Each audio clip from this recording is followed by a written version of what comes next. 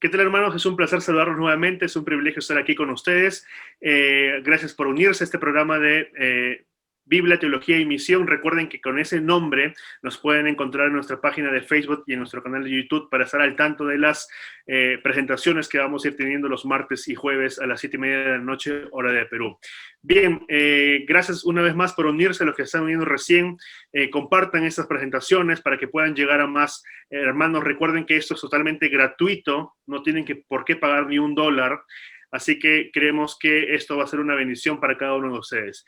Bien, hace poco estuvimos con el doctor Carlos Elías Mora. Recuerden que él es profesor de Antiguo Testamento en el seminario allá en Ayas, Filipinas, y nos habló de cómo interpretar el libro de Daniel. Vimos algo de manera general, porque como les decía, hablar de Daniel significaría dividirlo de repente en 12 clases o más. Y el día de hoy, una vez más, está con nosotros el doctor Carlos para hablarnos específicamente de Daniel 8 y el santuario. Antes de que darle el pase a él y que tenga su presentación e inicie, acompáñenme por favor en una oración. Oremos. Bendito buen Dios, gracias porque una vez más permites que por estos medios podamos reunirnos a estudiar tu palabra. Quédate con nosotros, Señor, te lo pedimos, por favor, y bendice especialmente al pastor Carlos, su familia, su ministerio, y sobre todo por lo que tiene que impartirnos el día de hoy, y darnos la capacidad para entender y para poder hacer las preguntas necesarias.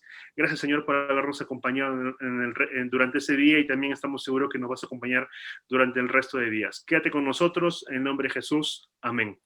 Amén. Muy bien, amigos, como les decía, gracias por unirse a este programa de educación continua virtual en Biblia, Teología y Misión. Carlos, el tiempo es tuyo, por favor, adelante. Un gusto nuevamente. Gracias, Joel, por esta invitación, por facilitar la oportunidad de compartir la palabra de Dios. Investigación sincera, seria, y invitar a la hermandad, a los amigos que se unen a ver este programa, a aprender más de la palabra de Dios. Como lo mencionaba Joel, el día de hoy queremos estudiar el santuario en el libro de Daniel. Y vamos a iniciar recordando lo que la palabra de Dios dice en Daniel. Yo quisiera decirles que el tema, vamos a enfocarnos en lo que se habla de santuario en este libro y cómo la estructura del libro, especialmente basado en los idiomas del libro, es una manera acertada de entender la teología del libro en cuanto al santuario. Como nosotros sabemos, el libro de Daniel fue escrito en 2 idiomas. Empieza en hebreo el capítulo 1, de hecho hasta el versículo 4 del capítulo 2, y luego los últimos 5 capítulos, del 8 al 12, están también en hebreo. Y en el medio de ellos está una sección en arameo. Y esto ha sido un quebradero de cabeza para muchos eruditos. ¿Por qué razón está escrito Daniel así? Porque no hace sentido. Nosotros sabemos que los primeros 6 capítulos es la sección histórica del libro, es la manera más sencilla de entender el libro, los relatos, y sabemos entonces que la segunda parte tiene que ver con la sección profética, donde se encuentra más el grueso de los contenidos proféticos, apocalípticos del libro. Lo interesante es que la división del idioma no coincide con esta estructura lógica del libro. El capítulo 1 está en hebreo, como mencionábamos, los capítulos 2 al 7 en arameo y la parte final aparece nuevamente en hebreo. Y esto crea una situación complicada porque entonces pregunta, ¿por qué se escribió así? Algunos han querido decir, bueno, tal vez todo el libro está escrito en arameo y alguien trajo esas 2 partes al hebreo. O viceversa, todo el libro está escrito en hebreo y alguien decidió traducir la parte central del 2 al 7 al arameo. Pero esta pregunta deja otra vez sin responder, no resuelve el problema porque sigue la misma pregunta, ¿por qué razón está escrito en arameo, una sección. ¿Por qué el que los tradujo? Si es que esa teoría fuera válida. ¿Por qué tradujo específicamente del 2 al 7? Entonces, hay muchos temas interesantes que podríamos analizar aquí, pero en cuanto concierne a nuestro estudio del santuario, yo voy a seguir la propuesta que hace Shepherd en cuanto al entendimiento. Él sugiere que el uso del hebreo representa un problema. Luego hay una pequeña transición, diríamos nosotros, una bisagra que une las dos partes y que está en otro idioma, en este caso arameo, y finalmente aparece la solución o la conclusión en hebreo. Y Shepherd usa el texto que aparece en Jeremías, que es un único versículo que aparece en Jeremías en arameo. Es interesante esta técnica que sugiere el autor Shepherd en cuanto al uso de estos dos idiomas. ¿Por qué razón? Él dice que en Jeremías 10, del 1 al 10, lo pueden leer en sus Biblias, se habla de la insensatez de la idolatría.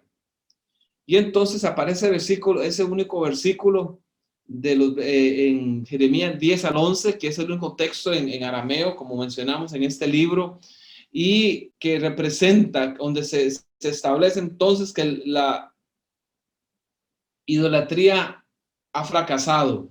¿Cuál es entonces la solución, la conclusión de toda esta discusión? Dios es el creador.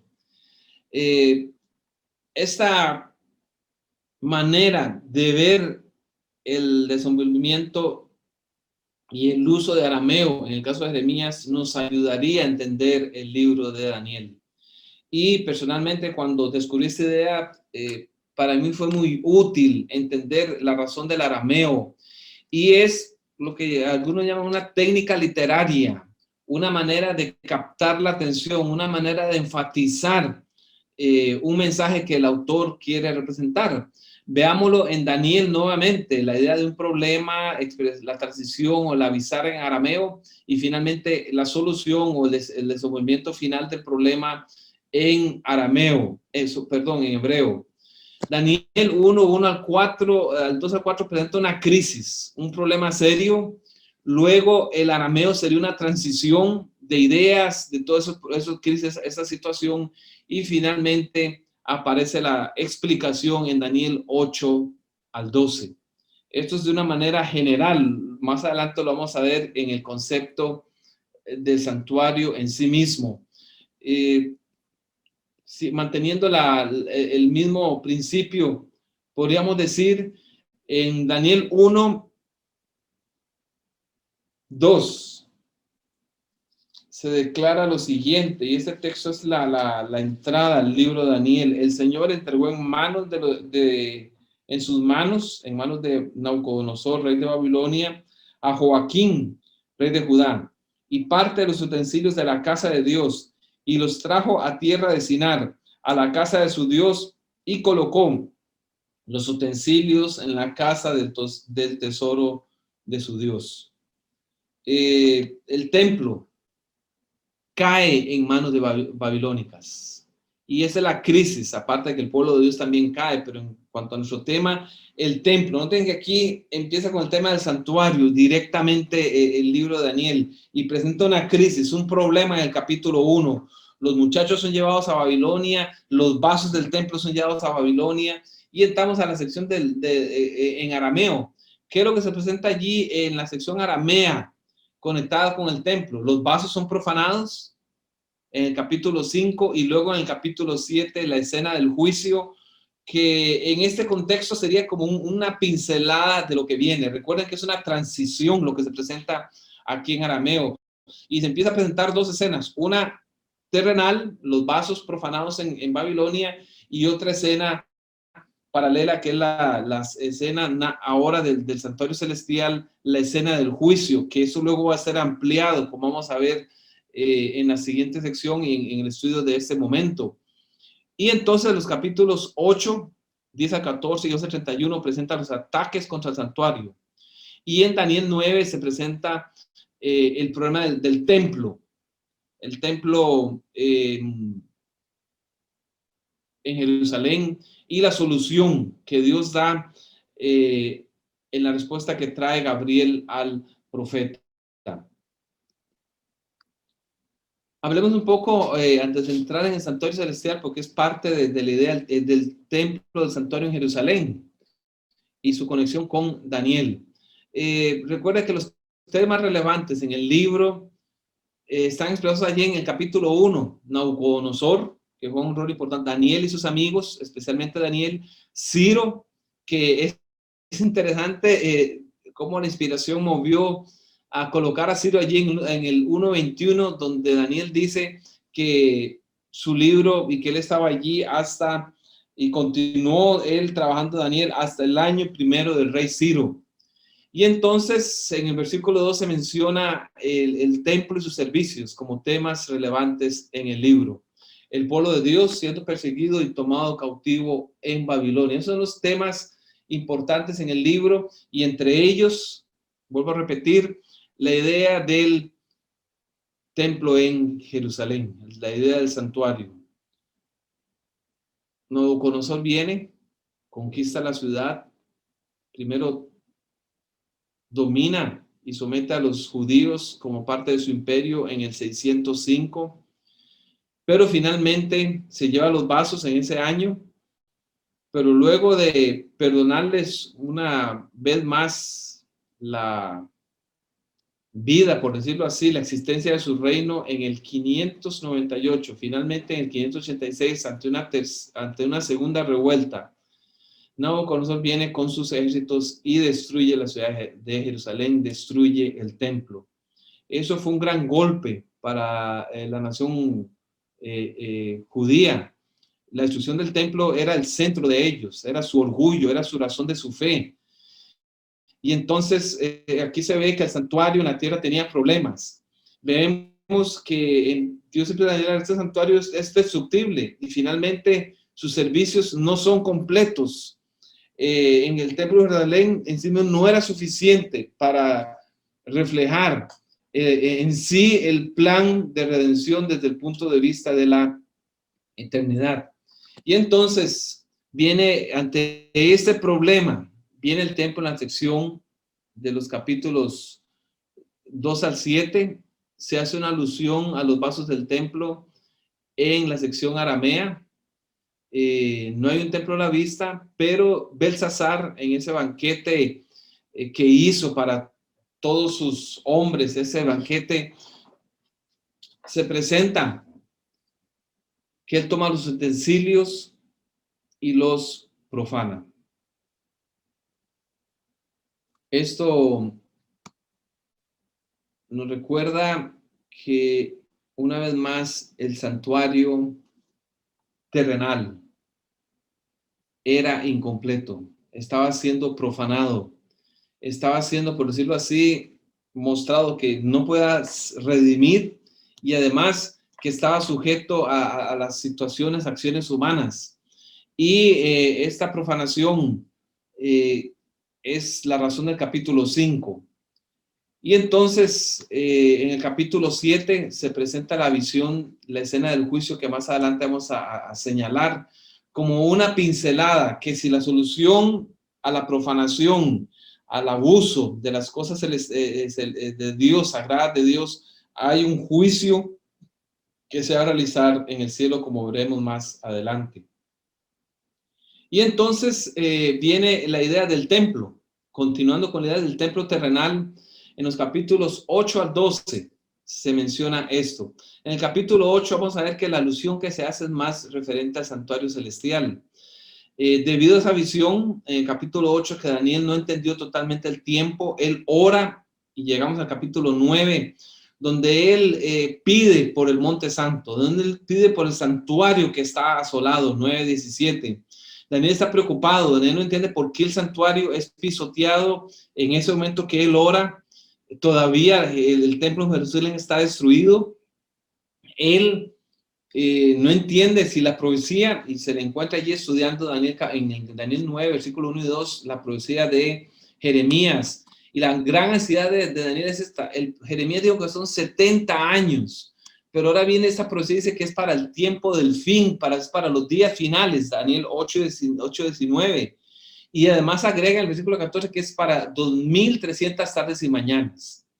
Y esto es un argumento, parece que esos días son proféticos, no eran literales, porque Daniel estaba angustiado. Tanto tiempo se va a extender la profanación del templo cuando Jeremías prometió esto.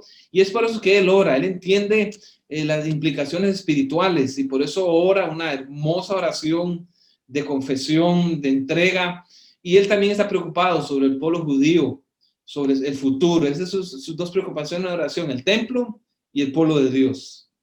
Y es en esa petición que entonces Gabriel anuncia que la ciudad será reconstruida. En cuanto al templo, en cuanto a la pregunta, digamos, la preocupación terrenal de Daniel, y le manifiesta que a los judíos se les serán dados 490 años, en Daniel 9:24, las 70 semanas, que no es este lugar para explicarlo en este momento, pero lo que se está diciendo aquí es que Dios les va a entregar a los judíos y a su templo 490 años.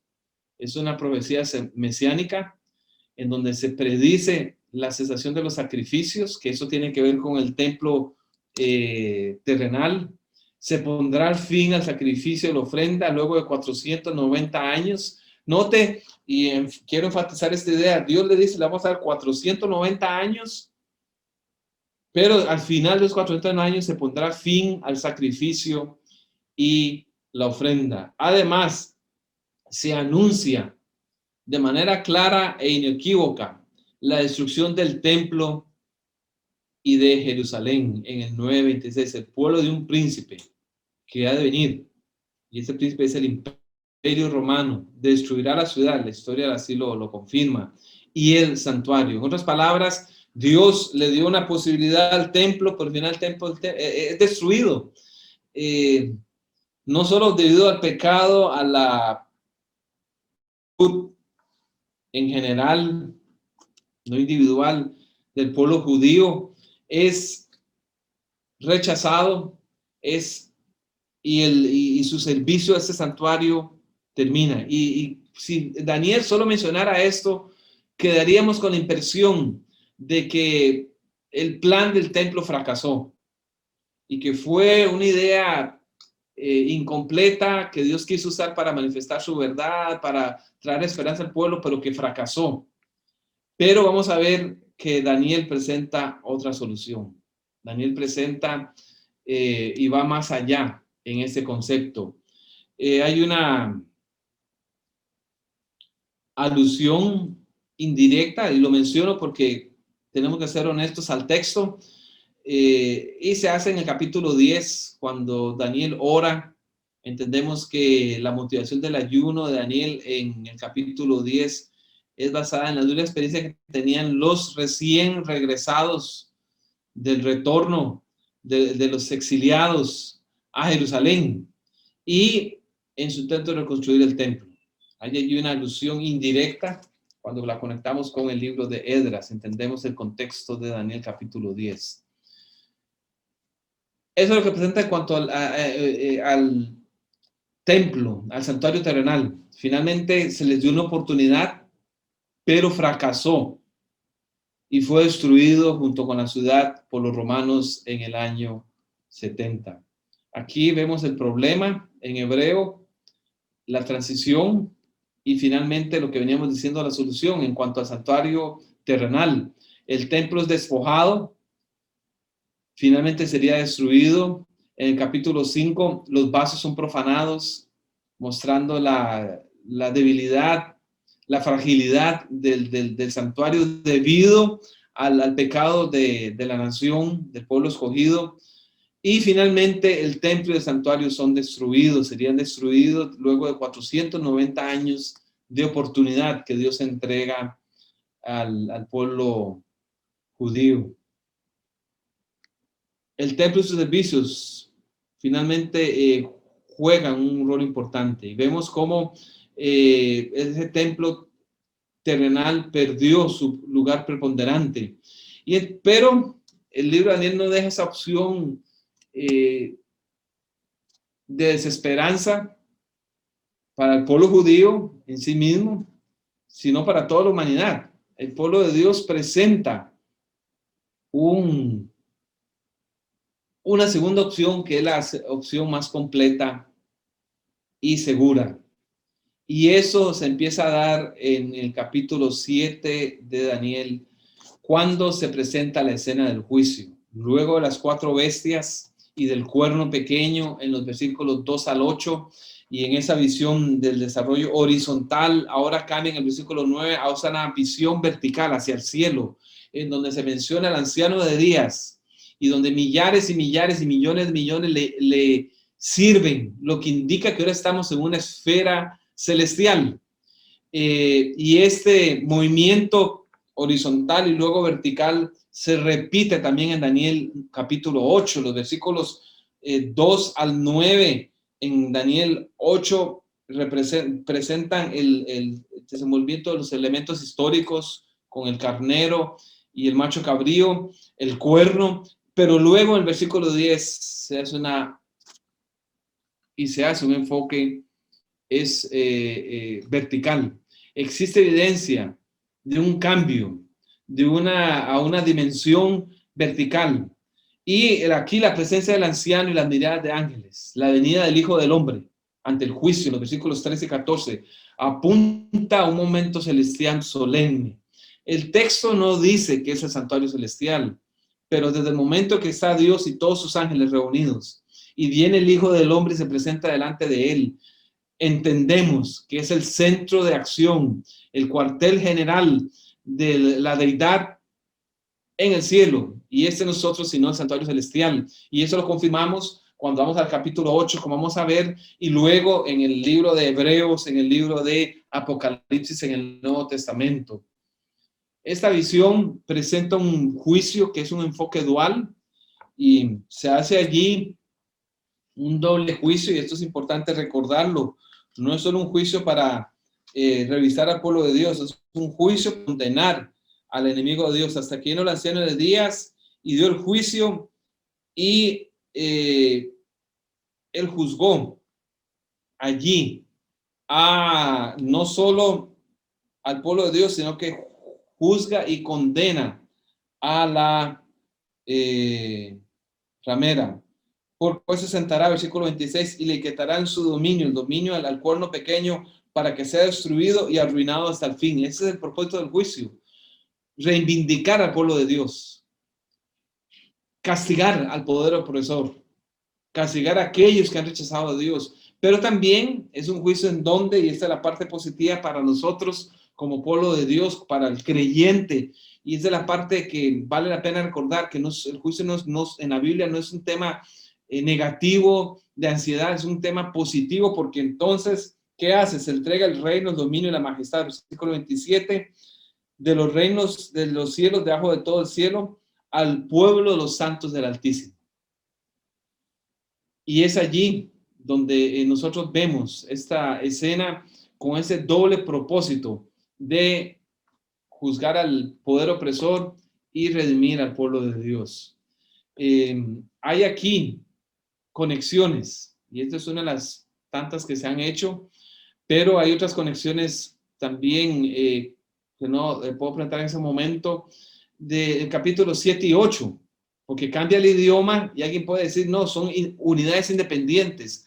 No es así. Hay movimiento de temas políticos y terrenales. Hay la alusión a 4 cabezas en el leopardo, 4 cuernos en el macho cabrío, y todo esto, todos estos elementos que están allí nos ayudan a ver que hay una conexión entre capítulo 7 y 8.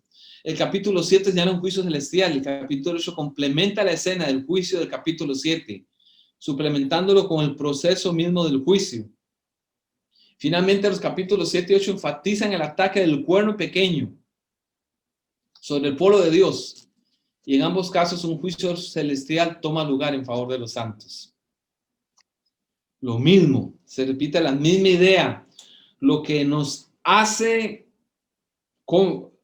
creer firmemente y confirmar que el capítulo 7 y 8 están directamente conectados.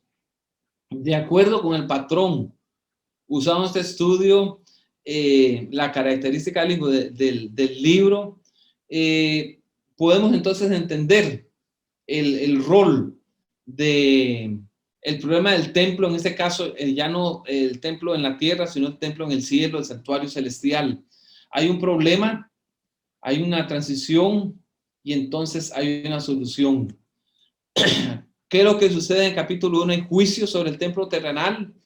¿Cuál es la solución que se presenta para este problema de la persecución contra el pueblo de Dios, del fracaso del templo terrenal? Hay un juicio celestial. La escena y el capítulo 7 es versículos 9 al 14. Todos los estudiosos coinciden en que el capítulo 7 es el corazón del libro de Daniel. Ahí está todo. Usted tiene ahí los cuatro imperios, tiene allí presente el cuerno pequeño, tiene el tema de la persecución, tiene allí el tema del juicio.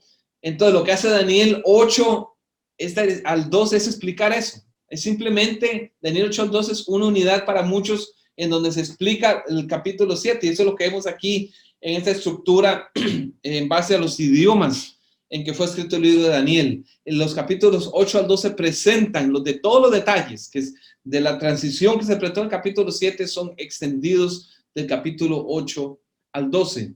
Estas entre sus profecías sobre reinos, persecuciones y guerras, Daniel introduce el ministerio en el santuario celestial en el capítulo 7 en contraste con el templo terrenal y su fracaso. Ahora hay una más amplia y más segura opción para la redención de la humanidad. Un lugar en el mismo trono de Dios. Y esa es la esperanza que trae el capítulo 7 en esa transición que introduce las escenas del capítulo 8 en adelante. Vemos que el capítulo 8 de entrada ya está en hebreo. O sea, ya es un tema más para el pueblo judío, no arameo, que era el idioma universal. Y las profecías del capítulo 2 al 7 es más para toda la nación, es para todo el mundo, para toda la humanidad. Ahora este tema es un tema más conectado con el tema bíblico, con el tema del pueblo de Dios. Y se presenta allí un macho cabrío y un carnero, lo que es una clara evidencia de los dos animales usados en los sacrificios del día de la expiación. En el capítulo 7 se usaron animales salvajes, animales inmundos, pero en el capítulo 8 se utilizan animales limpios, conectados con el servicio del santuario. Y allí en los versículos 10 al 12, luego se presenta la venida del cuerno en el versículo 9, hay ahora un cambio de escena y hay un ataque al santuario celestial. Es un ataque vertical a las huestes del cielo, al príncipe de las huestes y al Tamid. En ese contexto es que se da ese ataque y nos muestra que ahora es un ataque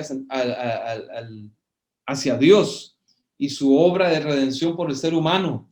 Y nótese que ataca en su primera fase, el versículo 10, se ataca a las huestes del cielo y echa por tierra las huestes de las estrellas. Es un ataque hacia el pueblo de Dios en el cielo. Es evidente que a la esfera celestial es el enfoque de este ataque. Y que está conectada directamente con el santuario celestial. Luego, en su segunda fase de ese ataque, en los versículos 11 al 12 de Daniel capítulo 8, se presenta el ataque contra el príncipe de las huestes. Y este es el clímax de las huestes, que no es otro que Cristo Jesús.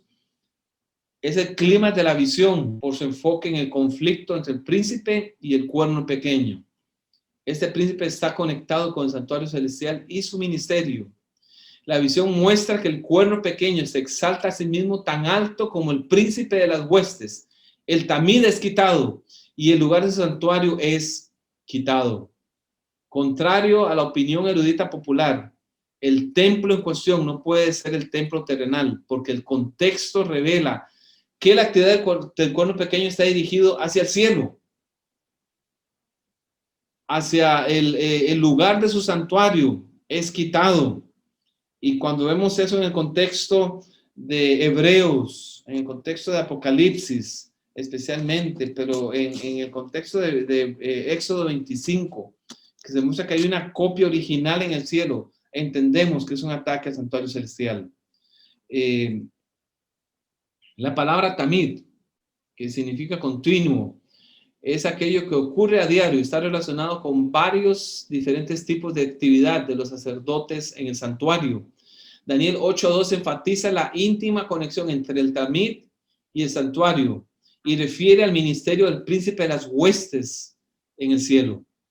Es una expresión del adjetivo hebreo tamid, que es asociado con el santuario celestial. Y es allí donde dice que lo echó por tierra,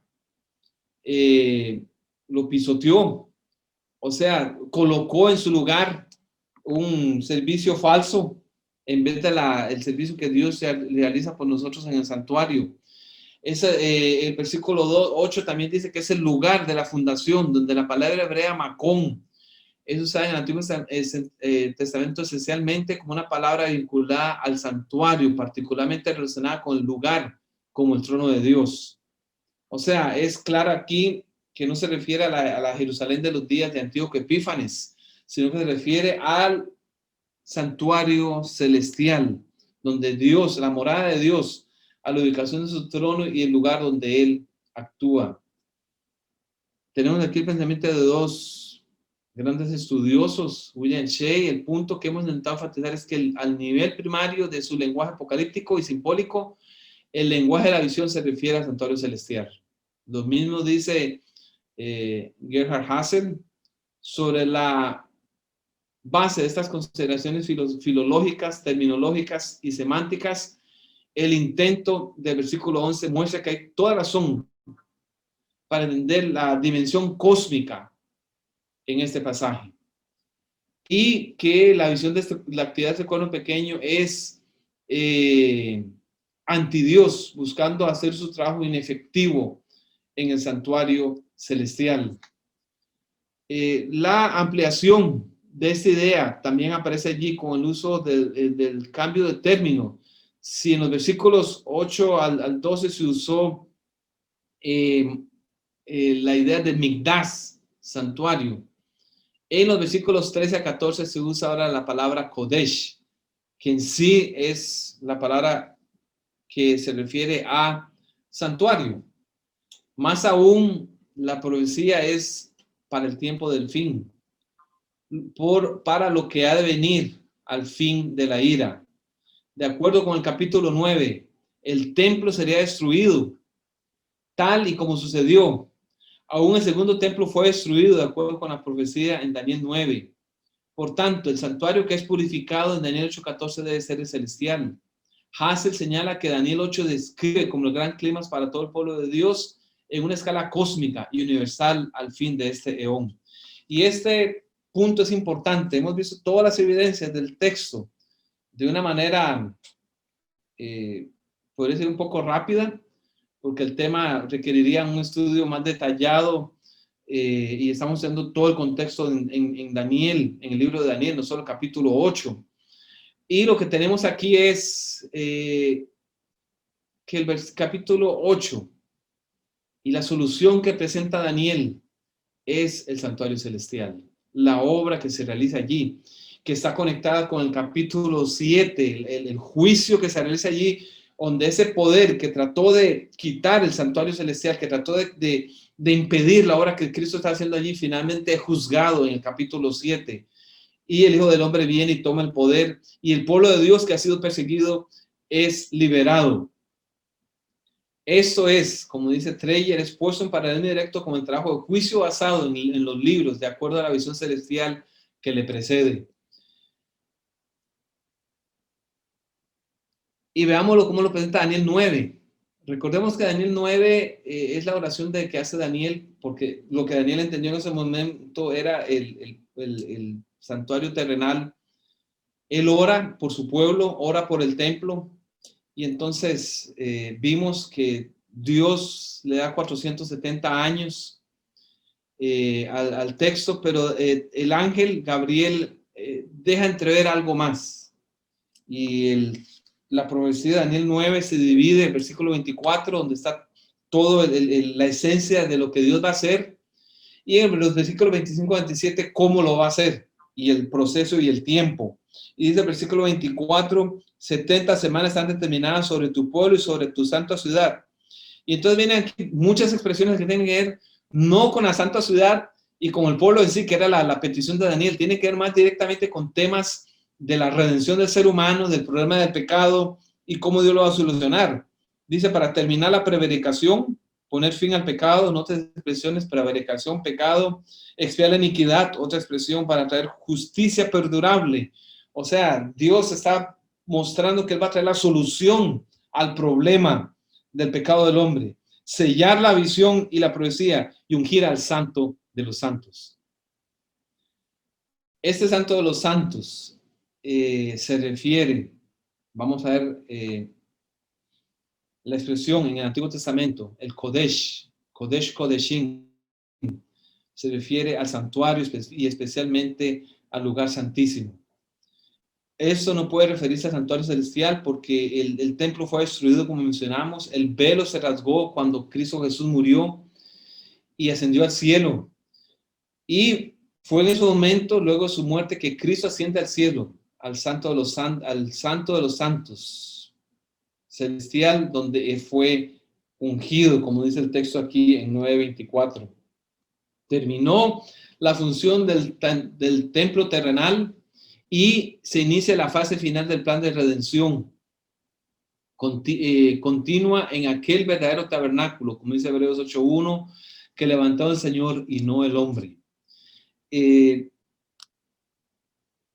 Cuando dice Kodesh Kodeshim, ¿a qué se refiere? Hemos visto que no puede ser el santuario terrenal. Dios rompió el velo en la muerte de Jesús, el templo fue destruido. Entonces, lógicamente, se debe referir al santuario celestial, como mencionamos en Hebreos 8:1. Esta interpretación de esta profecía sugiere que el ungimiento del Santo de los Santos debe estar en la última parte de la profecía, en la última semana, porque todo eso va a llegar al su cumplimiento hacia el final de esas 70 semanas.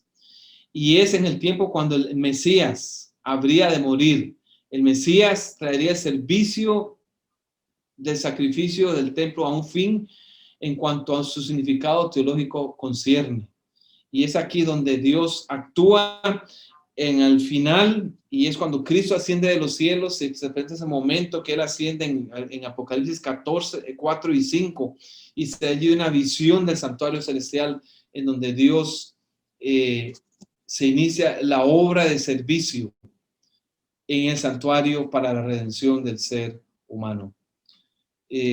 La solución está en el santuario celestial y en la obra que Hebreos explica con más detalle y que Daniel 9 solo señala hacia el tiempo cuando eso sucedería y señala que la solución está en el cielo. Hay unas dos alusiones, ya que estamos hablando de Daniel en el santuario en el libro de Daniel, y una vez en el capítulo 10 aparece un varón vestido de lino, y esta vestimenta lógicamente alude a la vestimenta tradicional de los sacerdotes, el estar vestido de lino, y era la vestimenta que usaba el sacerdote en el santuario cuando realizaba el día de la expiación. Él se quitaba todas sus ropas especiales, hermosas, singulares, y entraba con la ropa sencilla de un sacerdote a oficiar la expiación en ese día tan singular. No hay duda, al estudiar cuidadosamente este texto, que el santuario se refiere al santuario a la persona de Cristo Jesús. La descripción que se hace de él coincide con la de Ezequiel y coincide especialmente con la descripción que se da en Apocalipsis capítulo 1, de los versículos 12 al 16, donde es identificado claramente con el Hijo del Hombre. De esas 7, 8 características, todas están allí aplicadas a Jesús en Apocalipsis capítulo 1. Esto nos señala que es Cristo Jesús que aparece a Daniel haciendo una alusión a su trabajo de redención en el santuario en el capítulo 10. La expresión que Miguel se levantará también es una alusión indirecta al tema del santuario, porque ahora si en el capítulo 7 se sentó, ahora se levanta a ejecutar ya el juicio final contra como dice el versículo 1 y 2, contra los perseguidores de su pueblo, y vienen ya los eventos finales de la redención escatológica del pueblo de Dios. Un detalle más que no puede pasar por alto es el tema de la abominación desoladora, que también aparece allí en Daniel capítulo 8 y capítulo 11. Esta expresión está en el contexto del diario, el tamid, que es removido, el continuo, que es removido, y son cuando es entregado al santuario el ejército de los cielos para ser pisoteados, cuando ellos profanarán el santuario y la fortaleza y quitarán el continuo sacrificio, el continuo, y pondrán la abominación desoladora. ¿Qué es esta abominación desoladora? Nótese que está conectado con el santuario. Esta expresión en hebreo, Hashikush Meshomen, es expresada en 11:31 y 12:11 también, y son similares a la que aparece en 8:13. La palabra shomen se refiere a devastación, o sea, este poder iría a traer una devastación, una asolación de estas verdades, y shikush se refiere a la palabra de hacer detestable, abominable, y es siempre conectada con la idolatría en el Antiguo Testamento. Quiere decir que ese servicio, en el contexto de todo lo que hemos venido diciendo, que se realiza en el santuario celestial, como mencionaba en el capítulo 8, en el capítulo 9, a este poder va a poner un servicio diferente, una idolatría, en encontrarse con la verdadera adoración a Dios, y en eso consiste la abominación desoladora, en el imponer un servicio falso que suplante a la adoración celestial, y ese es el ataque que se presenta en Daniel capítulo 8. Por eso ese texto 8:13 está hablando hasta cuándo permitirá Dios esta abominación desoladora, este ataque, este falso, esta remoción o quitar el santuario celestial, el servicio que allí se realiza por el ser humano, por el creyente, y se implanta aquí en la tierra una falsa adoración. Eso es lo que hace este poder, este cuerno pequeño, durante la era cristiana, especialmente la Edad Media. Por lo tanto, esta frase es entendida como que este poder está devastando y destruyendo. Es un pecado de rebelión abierta. Es la peor abominación delante de Dios lo que causa esta desolación. Esta profecía anuncia un sistema terrenal idólatra que suplanta el ministerio celestial de Jesús en el cielo, que suplanta su trabajo en el santuario. Este ataque está claramente expresado en el estudio anteriormente hecho de Daniel 8, 10 al 12. Con estas ideas cerramos, y yo quisiera cerrar la solución usando lo que mencionamos al principio, el esquema que sugiere Shepard, basado en los idiomas del libro. Y está aquí. Daniel 1 al 2 presenta que el templo es despojado, que era insuficiente para proveer la salvación, y es lo que encontramos en la Biblia, el templo en la tierra era tan solo una figura de lo que hay en el cielo. Y ahora es tomado, es destruido. En la transición se nos presenta que fue pisoteado. Y entonces, ¿cuál es la solución? La escena que Dios realiza en el cielo. No es en la tierra, es en el cielo. La solución, de acuerdo a Daniel, se encuentra en la obra de Dios en el cielo, en la obra de juicio que se realiza en el santuario celestial.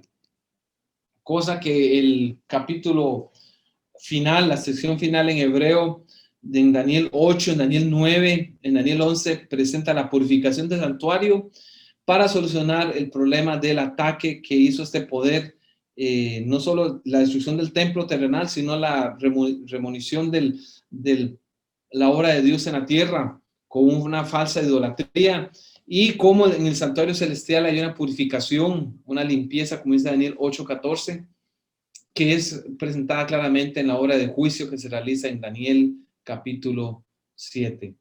Es aquí, entonces, como nosotros encontramos la solución de Dios al problema, es la obra de Cristo en el santuario celestial, tal como la representa el libro de Hebreos y tal como también se dan algunos vistazos en el libro de Apocalipsis. Muchas gracias. Bien, gracias, pastor, por la presentación.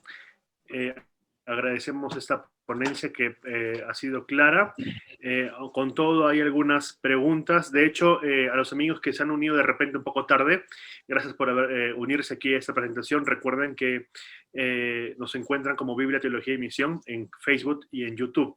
Ahora, hemos recibido algunas preguntas que más que todo buscan aclarar algunos puntos que usted ya mencionó. La primera de ellas, pastor, tiene que ver con el ataque vertical del cuerno pequeño que es hacia Cristo, hacia Dios, su santuario. Si nosotros tomáramos una perspectiva preterista del libro de Daniel, ¿ese ataque también implicaría esa verticalidad, que sea un ataque vertical, perdón, o no? No, la visión preterista que menciona Joel, y para nuestros oyentes, el preterismo enseña que todo se cumplió antes de Jesús, especialmente en un reyesuelo griego que reinaba en Antioquía, Antíoco Epífanes. Ellos lo tratan de aplicar ahí y todo se quedó en el pasado. Precisamente esta alusión a un ataque vertical tira por el suelo la interpretación preterista. Porque cuando se menciona todos estos elementos, que es un ataque hacia Dios, hacia el cielo, hacia el lugar sagrado de Dios, la idea que era el templo de Jerusalén en el tiempo de los macabeos queda descartada totalmente. Y por eso invito a nuestros amigos, a nuestros oyentes, amigos y amigas, a que lean. Yo lo he presentado aquí rápidamente, pero que lean Daniel con calma, sobre todo el capítulo 8, 10 al 14, donde se dan esas palabras, donde se menciona que es un ataque y luego lo tira por tierra. O sea, está ese movimiento de arriba hacia abajo y precisamente por eso es que no coincide con la interpretación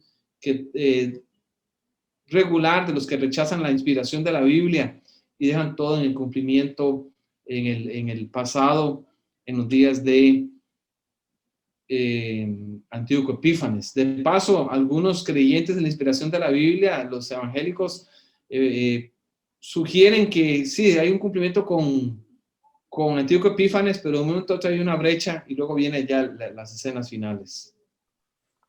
Ok, pastor, otra pregunta. ¿Se imagina usted el libro de Daniel sin el tema del santuario? ¿Cómo sería Daniel sin que hablase del santuario del templo? Yo creo que le quitaríamos la esencia al libro, como mencionamos al principio, el versículo 1, 2, bueno, el 1 presenta la fecha del libro. Y en el 2, cuando ya se mete en el texto, se presenta: el Señor entregó sus manos a Joacim, rey de Judá, y la parte de los utensilios de la casa de Dios. O sea, es el tema del libro. Y si quitamos esto, con la presentación, con todos los argumentos que hemos visto en este estudio, el libro quedaría a la mitad. Quedarían sin las profecías en cuanto a los reinos, a los imperios, y quedaría el tema del cono pequeño, pero no está la solución del cono pequeño. ¿Cómo Dios solucionó el problema del cono pequeño? Está en el santuario celestial. ¿Cómo Dios soluciona? Daniel 9:24, lo que yo leí textualmente, donde se habla del problema del pecado. No es solo un problema político, económico. ¿Cómo se soluciona el problema del pecado? Del pecado, la iniquidad, la prevaricación, con el movimiento del Santo de los Santos. O sea, si quitamos eso, el problema del pecado queda allí como incompleto. Lógicamente, ahí está el Mesías, que es parte de esto, en el versículo 25, y que es parte del plan de redención en su muerte en la cruz. Pero si quitamos el santuario, queda solo eso. Recordemos esto, el tema de la redención, el plan de salvación no solo es en la cruz es el clímax, pero no es todo. Es un proceso que inició en la creación y se empieza de manera clara en la encarnación, en el ministerio de Jesús en la tierra, en su muerte, en su sepultura, pero sobre todo en su resurrección. ¿Y cuál es más importante? Pablo dice que si quitamos la resurrección, nuestra fe es vana. Y si quitamos el santuario, nuestra fe queda incompleta. Entonces no podemos sacar la esencia del libro de Daniel, es el santuario, y parte del plan de salvación y del proceso de redención está en el santuario. De hecho, la muerte de Cristo es un sacrificio, y esa idea viene también de la idea del santuario. Gracias, pastor. Ahora, en Daniel 1 se habla de los utensilios. ¿Estos utensilios juegan un rol especial en el libro de Daniel? ¿Hay alguna relevancia que podamos notar de los utensilios? ¿O simplemente son mencionados por mencionar, pero no juegan ningún rol importante, ninguna importancia? Yo creo que desde el punto de vista histórico sí, y también teológico. Desde el punto de vista histórico, en aquella época, en el antiguo cercano oriente, la idea era que cuando un rey conquistaba otro reino, él lo hizo gracias al poder de sus dioses, y por eso ellos ofrecían a sus dioses, luchaban por sus dioses, pensaban que estaban sirviendo a sus dioses, y cuando se metían al otro pueblo, tomaban al ídolo de ese dios y lo llevaban a su templo, sugiriendo que ellos habían tomado el poder y habían añadido a su panteón de dioses los dioses vencidos, y ahora tenían mucho más poder. Entonces, cuando Nabucodonosor hizo esto, estaba sugiriendo que él ahora dominaba a los dioses de Israel, al Dios de Israel. Por eso Daniel está diciendo lo contrario. No es como usted dice, Dios lo entregó en tus manos. Y ese es el principio básico allí. Dios controla la historia, Dios entrega el poder a quien él considera oportuno. Y esa es la verdad que Dios le está diciendo a Nabucodonosor y a su pueblo cuando lean este libro. No es que Nabucodonosor es más poderoso, no, es que yo se lo entregué en sus manos. Entonces, el llevar eso significaba como el control espiritual que el rey pretendía. Y la mención que luego hace en el capítulo 5, entonces no es una coincidencia. La mención que aparece allí de la fiesta y la profanación de esos vasos refiere que Babilonia no le importaba lo sagrado de la fe judía y lo sagrado del Dios de los cielos, al menos a este rey.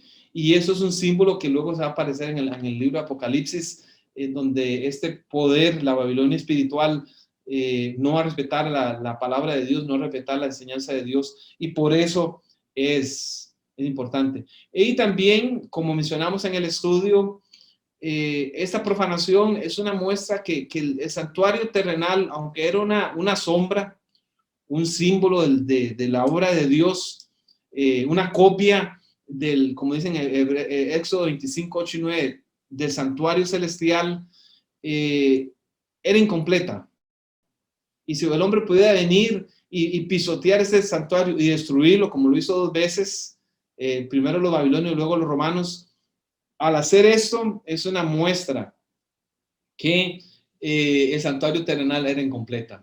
Y de allí, o sea, ese es el mensaje de Daniel, lo que hemos enfatizado. Debido a que aquí el santuario terrenal era incompleto, es que se muestra la solución, que es el santuario celestial y la hora del juicio y lo que Cristo está haciendo por nosotros en el santuario celestial. Gracias. Ahora, pastor, usted en su presentación también mencionó muy brevemente sobre la abominación desoladora. ¿Esta abominación desoladora tiene alguna relación con el cuerno pequeño? ¿Ha tenido una función en el tiempo de Daniel y tendrá una función en los tiempos finales? Sí, en Daniel 8:9 se presenta que de uno de ellos salió un cuerno pequeño que creció mucho al sur, al oriente, hacia la tierra gloriosa. Y continúa, y se engrandeció. Claro que sí, y ahí vienen los versículos 10 al 12, donde se presenta esta doble fase de un ataque vertical contra el santuario celestial. Es el cuerno pequeño el que ejecuta esto. Y este ataque al príncipe de los ejércitos, este ataque a las estrellas del cielo, este ataque al lugar santísimo, versículos 11 y 12 de Daniel 8, y que al lugar del santuario, este ataque que quitó el continuo. Todo esto es interpretado en versículo 13 por uno de los dos varones que empiezan en esa audición del versículo 13 y 14 en Daniel 8. Es interpretado como la prevaricación asoladora. O sea, ¿por qué? ¿Cómo fue el ataque? Este sistema quitó o pretendió quitar la obra que Dios de redención aplica por nosotros en su ministerio intercesor en el santuario celestial, imponiendo aquí en la tierra un sistema similar en un templo. Y la iglesia papal lo que representa son templos en donde hay una morada de un Dios en ese templo, cosa que no tienen nuestras iglesias. Ninguna iglesia cristiana tiene esa idea, ese concepto de un templo en sí. A eso lo llamamos templo, pero no es un templo porque la idea de un templo es donde mora una divinidad. Este sistema implantó una divinidad allí, pretendida divinidad, con un sistema sacerdotal que intercede por el pueblo. Por eso son llamados templos. Y ese sistema es lo que hizo. Aquí es la abominación de la hora, una falsa adoración, una adoración idolátrica que realiza el poder papal a través de sus templos. Esto me lleva a la siguiente pregunta. ¿Podría explicarnos un poco más respecto al término tamid? Porque algunos dicen, este término tiene solamente una connotación que implicaría una localidad, es decir, que debe ser interpretado en su contexto, mientras que otros sugieren que tamid debe tener un significado mucho más amplio, un significado cósmico. Sí, el concepto tamid en el Antiguo Testamento, tamid se entiende continuo con los servicios de santuario. Siempre que aparece esta palabra, tamid es una palabra hebrea, en el santuario, en Éxodo especialmente, es conectado con la continuidad del ofrecimiento de las lámparas de fuego, la continuidad del pan, del pan continuamente puesto en la mesa de los panes de la proposición en el tabernáculo, de las lámparas que están en el tabernáculo, la continuidad de todo eso, del fuego. Todo esto nos sugiere que el tamid se refiere a los servicios que se dan en el santuario celestial. Y esa es la propuesta que regularmente se ha hecho con respecto a este tema. Y es allí donde entendemos, en todo este contexto del santuario, de que se menciona en el santuario, entendemos que se refiere al santuario, a la obra del santuario celestial, a todo lo que tiene que ver con la intercesión de Cristo por nosotros en el santuario de los cielos. Bien, gracias, pastor, por la presentación. Hemos llegado al final. Lamentablemente el tiempo no nos da para más.